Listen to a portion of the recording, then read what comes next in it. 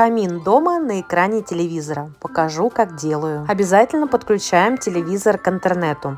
Заходим в меню. У меня на пульте это значок «Домик». Появляются различные браузеры и сервисы для подключения. Если у вас более старая модель, то, скорее всего, у вас есть веб-браузер. Это заход с телевизора в интернет на различные сайты. Через веб-браузер можно зайти в Яндекс или YouTube. Но у меня есть уже значок и Яндекс, и YouTube. Покажу на примере YouTube на своем телевизоре. Нажали значок YouTube, нажимаем поисковой запрос, вводим слово «камин», нажимаем «Поиск». А теперь начинается самое интересное.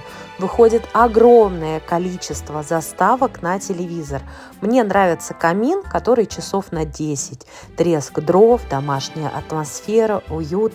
А с огоньками просто волшебно. Пользуйтесь!